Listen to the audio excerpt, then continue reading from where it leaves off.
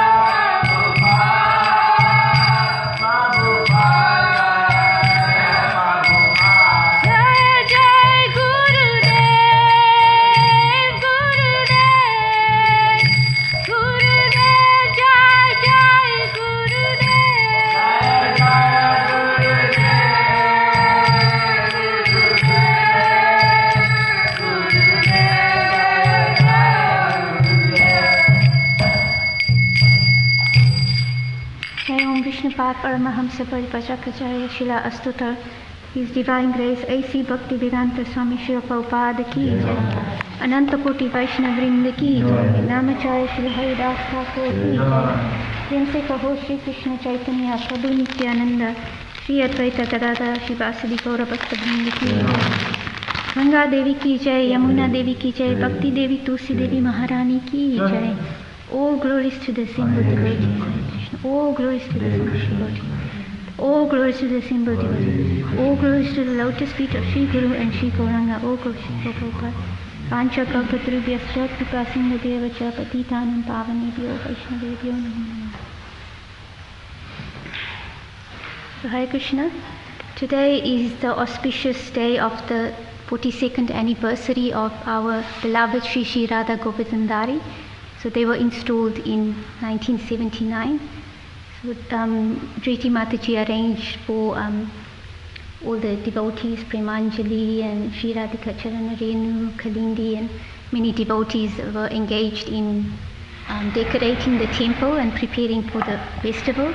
So because of COVID, there'll be few people coming in batches because we have a limited number of 22 people in the temple, and we require, as per the government regulations, to wear masks, but we'll still be able to honor this special day for Radha Govardhan, and there'll be lots of cake, at least 42 cakes, and everyone will get to honor some. So today we're reading from Srimad Bhagavatam, Canto 2, Chapter 6, Text 8, which is the chapter is entitled Purusha Shukta Confirmed. Apam viryasya sargasya parjanyasya prajapate umsa shishna upastastu prajati ananda nivrite Apam viryasya sargasya parjanyasya prajapate pumsa shishna upastastu prajati ananda nivrite. Word for word, apam of water, viryasya of the semen, of the generative, parjanyasya of rains, prajapate of the creator, pumsa of the Lord, shishnaha the genitals, upastatu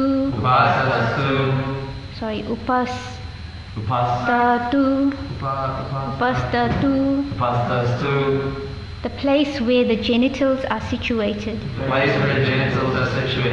Prajati due to begetting. Ananda pleasure. Nivrite cause. Translation by Prabhupada. From the Lord's genitals originate water, semen, generatives, rains, and the procreators. His genitals are the cause of a pleasure that counteracts the distress of begetting. Please repeat. From the Lord's genitals, originate water, semen, generatives, rains, and the procreators. His genitals are the cause of a pleasure that counteracts the distress of begetting.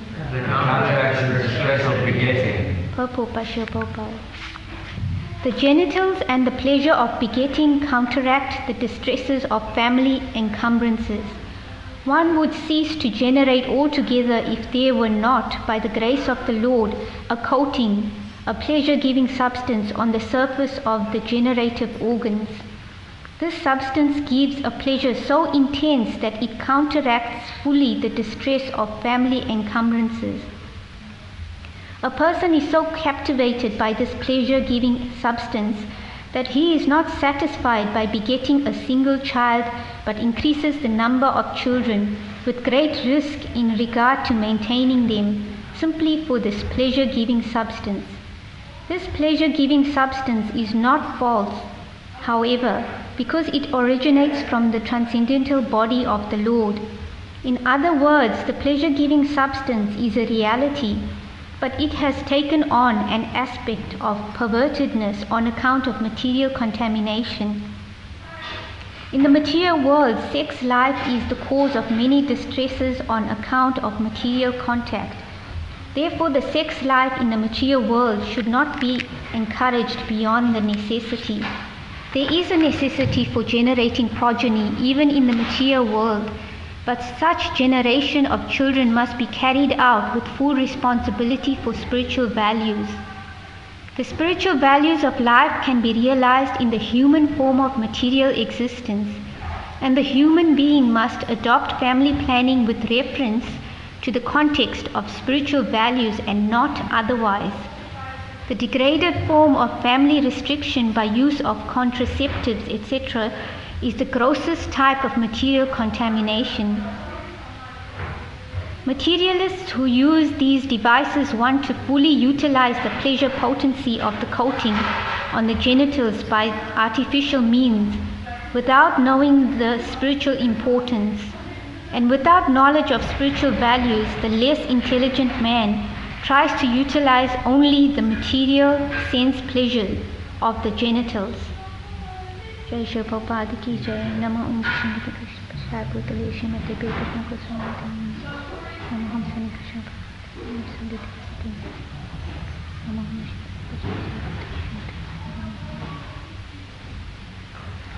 I seek the blessings of all the devotees that I can speak something that is beneficial to all of us and for myself. So I'll just repeat from what I've heard from Srila Prabhupada and his disciples and grand disciples, and from our readings. So in this verse, Prabhupada is talking about so the chapter is entitled Purusha Shukta Confirmed. So it's talking about the Virat Purusha, the form of the Lord, where the different parts of his body are explained. So here it says that sex life originates from the transcendental body of the Lord, but because it's come in contact with material nature, it's become contaminated and perverted. So here Prabhupada talks about how the genitals are very difficult to counteract. It says the genitals are there for sense gratification. There's a coating on them that gives some sense pleasure. But at the same time, in the purport, in the translation, it talks about how the genitals cause a pleasure that counteracts the distress of begetting. So when people have children, what is that distress that comes with having children? It's having responsibility to maintain them, because it would be very irresponsible if a man and a woman come together and they have a child and they don't maintain that child.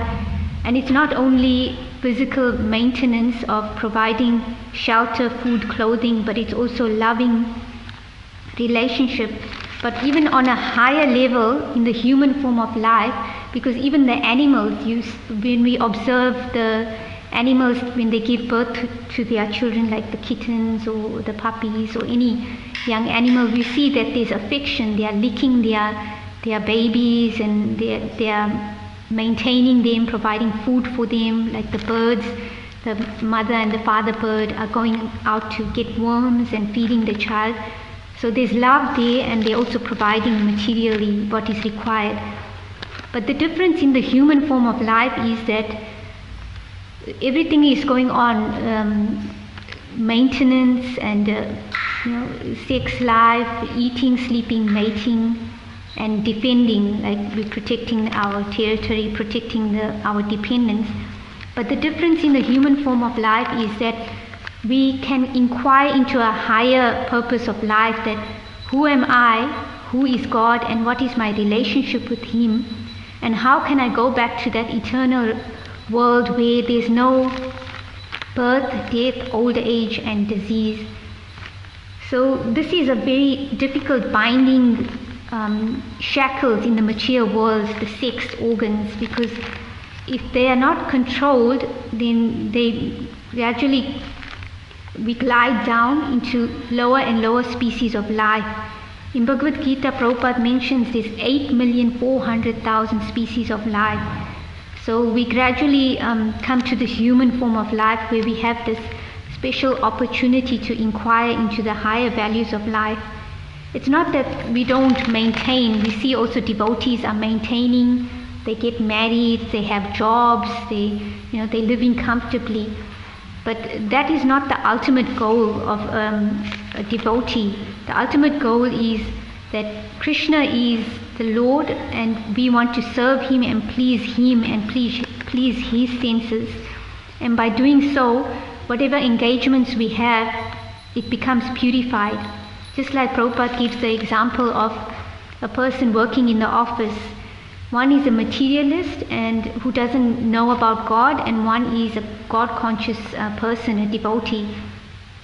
So the two are externally appears that they're doing the same activity, they are working, but one is doing it with the consciousness of, okay, Friday night comes, I'm going to enjoy, I'm going to go out party, and in the weekend I'm going to enjoy sex life with a partner or many partners, and do all illicit activities, eat flesh and intoxication. Whereas a devotee, he's doing the same job, earning the same money, but he's using that money in service to the Lord. He's maintaining his family, buying nice clothing, nice vegetarian foodstuffs that is cooked and then offered to the Lord, which becomes blessed, and then that food, when it's honored, it purifies us. So same activity is going there eating, but the eating of the devotee is purified, and the eating of the materialist is just bringing the person down and down in the spiral of going to a lower species of life. Because at the end of the life, whatever we remember at the time of death, as Prabhupada mentions in Bhagavad Gita, that we will attain. So if someone is very much attached to sex life, at the moment I'm just listening to BVL, which is the Bhaktivedanta Library audio, and it's talking about the pastime, the allegory of King Puranjana. He was very much attached to his wife, and he was enjoying sex life, and time was going by so fast, and he didn't realize. So there's a time is likened to a personality, and he has a daughter called Jara, which is old age. So when one is not conscious of his activities, then time goes by, and then old age comes. And when old age comes, the body disintegrates. One is not able to control his senses, and if one is not practiced in spiritual values, then one won't remember the devotees or Krishna at the end of life, and then comes back again in the material world to take birth, go through the same thing, birth, death, old age, disease, with a little bit of, some fine coating in between, some enjoyment there, some nice food, some romantic relationships and everything. But it's the same, chewing the chew, the cycle, same thing with different partners. So Prabhupada mentions here sex life, it's coming from the transcendental body of the Lord. So in Bhagavad Gita 7:11, Krishna says to Arjuna, I am sex life which is not contrary to religious principle. And in the purport, it says sex life according to religious principles, dharma, should be for the propagation of children, not otherwise. The responsibility of parents is then to make their offspring Krishna conscious. So when one uses contraceptive, they don't want to take responsibility for the enjoyment, because with enjoyment also comes responsibility. If one wants to enjoy sex life, there is a license in religious practices in spiritual life. is that one must marry his legitimate wife, and then he can enjoy sense gratification, but only for the purpose of begetting children. So when one has sex life, which is permitted once a month, and then if a child is produced at that time, then no sex life is permitted. And then when the child is born, then both parents have the responsibility to teach spiritual values to their children. It says generation of children must be carried out with full responsibility for spiritual values. So sometimes we see even in devotees' lives, with all good intentions, sometimes parents come. I've seen it in Auckland too when I was living in New Zealand, and also here, that sometimes families come from different parts of Australia, because they have a school in Auckland, a Gurukul, and also here. So sometimes some families come with all good intentions to send their children to a Hare Krishna school, but sometimes they get deviated. So it's, spiritual life is like a razor's edge. We have to be so careful. We need to be so careful that we associate with devotees and we remain purified, because there's 4 regulated principles in spiritual life. There's no illicit sex. These are the regulated principles of freedom. So no illicit sex, no intoxication, no meat eating, and no gambling. So when one engages in illicit sex, it takes away from the 4 pillars of religiousness, which is cleanliness, austerity, compassion, and truthfulness. So who knows which one takes away when we engage in illicit sex? What does it take away from? Yes, cleanliness. Because one is not able to maintain cleanliness in body and mind, because the consciousness is meditating on that sexual activity, illicit sex. And intoxication, austerity. And meat eating, yes, mercies, yes, compassion. So when we eat meat, it's taking away from that compassion. We're not thinking this animal also has a mother, a father, children, and takes away from that compassion. And gambling is truthfulness. So we are unable to maintain truthfulness. So these regulative principles, it's not like a shackle. Like in material world, we say, if someone says, oh, no illicit sex, no intoxication, no meat eating and gambling, someone says that's impossible. I think it was Bhaktisiddhanta Saraswati Thakur's, he sent one disciple to London, and he met with some, some lord. And he said, he was preaching to him and saying, these are the principles, and then that Lord said, impossible.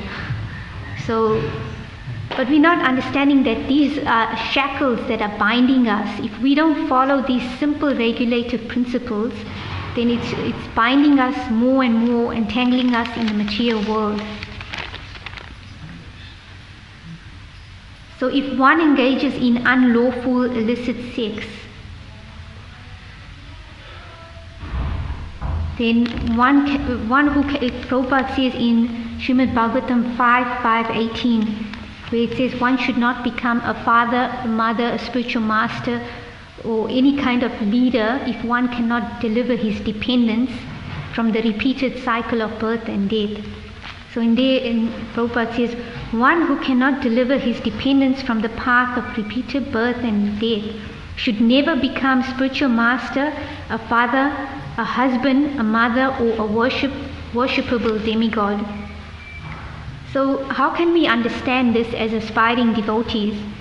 So one may think, okay, I'm following this, but the mood in which one does this is stated in Bhagavad Gita 9:27, where Krishna says, O son of Kunti, all that you do, all that you eat, all that you offer and give away, as well as all austerities that you perform, should be done as an offering to me. So I was just listening to a class by my Guru Maharaj Bir Krishna Goswami the other day, and he was talking about how when we worship the deities or any activity we do, we are not worshipping the Lord directly. We are worshipping through our spiritual master, and he's offering to his spiritual master, and his spiritual master is offering to his. and then it goes to Krishna. It's not that we jump, the so-called saying, we jump the gun and we go directly to God, to Krishna. There's a process where we follow, there's respect there, and there's etiquette involved. It's not that it's a rule, but there's a saying in Bhagavatam which is called Maryada Vyatika Krama. So one understands that when one is superior in spiritual practice or in age, we still need to give due respect to people. And then when we respect, and like in Bhagavad Gita it says, one should inquire from the spiritual master submissively and humbly and render menial service. So by serving with a humble mood and understanding that whatever practice I'm doing is by the mercy of my spiritual master and the mercy of the devotees, and without their mercy I cannot move forward. And then whatever activities we do, we offer it to the Lord. Like it said that one should act in such a way that whatever activities we do is dependent on us, but the internal mood is that it's all Krishna's mercy. So also in that purport of Srimad Bhagavatam 5.5.18, it says, a parent who does not know how to save his son has no value, because such fathers and mothers may be had in any form of life, even among the cats, dogs, and so on. So in human life, if humans adopt artificial means of birth control, then what is the use of human life? Because even then it's considered, it's very heavy what Prabhupada says, but it's a fact and it's true that we are behaving like cats and dogs, like animals, because even the cats and dogs and animals are sleeping, mating, defending. But the human form of life, there's higher inquiry, because we can inquire and we can discriminate. Not discriminate like these days it says discriminating against black people or of different minorities and like that, but discriminate as in discriminating what is material and what is spiritual. So in Chaitanya Charitamrita Antya Leela 13.113 it says, everyone naturally gets a father and a mother at the time of birth, but the real father and mother are those who can release their offspring from the clutches of imminent death. So we see that in our disciplic chain, in the Vaishnava disciplic chain, it's not so much coming from a seminal lineage, yes, a seminal lineage, even though Bhaktisiddhanta Saraswati Thakur's father is Bhakti Vinod Thakur. It's coming down through knowledge. So here it says that the real father and mother are those who can release the offspring from the clutches of imminent death. So our spiritual master is like our father and our mother, because he is giving us this higher knowledge. He or even she, because we have many spiritual masters, we can take even diksha, or siksha means instructions from anyone following the practice. So in the pastime of King Puranjan in the Bhagavatam in Canto 4, it's it gives the analogy of how King Puranjan is giving the allegory of how we are encaged in a body, and how this concept of sex life is the highest material enjoyment in the material world, and it's very entangling and bewildering. And in Nectar of Instructions it says that Vacho Vegam Manaso Krodha Vegam, a sober person who can tolerate the urge to speak, the mind's demands, the actions of anger, and the urges of the tongue, belly, and genitals, is qualified to make disciples all over the world. So if one can tolerate this itching sensation, it's just like, if we have a mosquito bite and it's so itchy and we're scratching, and then it starts producing blood and it becomes, festered, or sometimes it can get infected. So it's compared to the itching of the genitals. If we in the human form of life, and we understand there's something higher, but we engage in illicit sex and we don't control this itching sensation, then we glide down. So how can this itching sensation practically be controlled? Is by engaging in spiritual activities. So in this age, Kali Yuga, the recommended process is chanting the holy names of the Lord. Hare Krishna, Krishna Krishna, Hare Hare, Hare Rama, Rama Rama, Hare Hare. So Prabhupada says there's many ways we can control it. So in Nectar of Instruction, verse 1, it talks about how the tongue, the belly and the genitals are all in one line. So by eating food that's offered to Krishna, eating prasadam, the blessed food, then we can easily then control our belly and genitals. And also by meditating on the lotus feet of the Lord. Yesterday's verse was talking about how one should take shelter of the lotus feet of the Lord. And in Bhagavatam it says there's a big mountain, a solid mountain of sin. That's our sin. And when we're meditating on Krishna's lotus feet, it's like a thunderbolt that can crash and destroy that solid mountain of sin that we've accumulated from so many lifetimes and even this lifetime. And another way is associating with devotees, because by associating with devotees, everything can be achieved. Even we can't obtain Krishna's lotus feet, Krishna's mercy, without approaching the devotees of the Lord. So this is in Kali Yuga. We are so bombarded with all the media, social media, all the sign, the billboards. They inciting this illicit illicit urge. Thank you. They have pictures of women who are half naked, even the men showing the muscles. So it's not that the men are trying to enjoy women only. Even the women are trying to enjoy the men. These days we see in the name of women's liberation, women are so independent, but they are independent in what? So that they can choose this partner and that partner, and in the name of freedom saying, oh, I am free, but I'm being shackled and being brought down in this illusory world. So even the universities, a few years ago I was studying at the university in Auckland, and when you go even to the bathroom, behind the door there's pictures of use contraception, and it's encouraging illicit sex. Even Prabhupada mentioned how the modern day schools are like slaughterhouses. We're sending our children to the slaughterhouse to be degraded, to take on this lower tendencies, free mixing of girls and boys, and how to avoid pregnancy and still try to enjoy the material world. So it's not that we don't utilize these things like university education, but we also need to protect our children, give them the knowledge. Of course,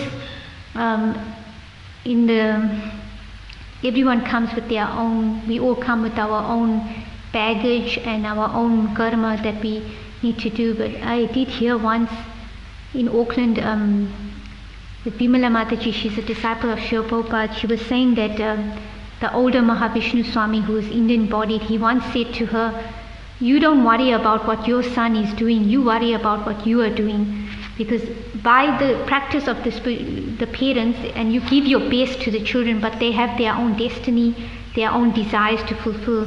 But we do our part. We take responsibility for the dependence we have, and ourselves be strong. Like in an aeroplane, it says, in the case of emergency, you put on your oxygen mask first, and then you are able to help your child. If you try to put on an oxygen mask for your child and you are suffocating and you're dead, how are you going to help your child? So it's like a drowning man in the ocean. How can we be saved? It's by when we get on the boat and the captain is the spiritual master. So I'll end there. I'll just do translation again. From the Lord's genitals originate water, semen, generatives, rains, and the procreators. His genitals are the cause of a pleasure that counteracts the distress of begetting. So if anyone has any questions, comments, corrections.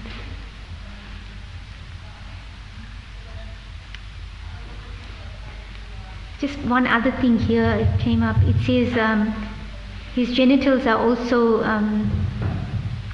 from the Lord's genitals originate also the procreators. So we hear also in Bhagavatam that Krishna, he has, he's like from Krishna comes Lord, Vishnu and all the pardon? Balaram. Yes, Lord Balaram, and then all the Vishnu Tattva, and then Lord Brahma, and then Lord Brahma creates. So that creating potency, that empowerment comes from Krishna. Because we see that everything is fine, but if one is not sanctioned by the Lord, then one cannot also procreate. And these procreators, they were great sages and great demigods who were empowered to populate the world of different species. So all this power, everything comes from Krishna. So in there, if anyone doesn't have any questions. Thank you. Grantraj Srimad Bhagavatam ki jai, Prabhupada ki jai, Ananta Koti Vaishnava ki jai, Shri Shri Radha Govardhan Dari ki jai.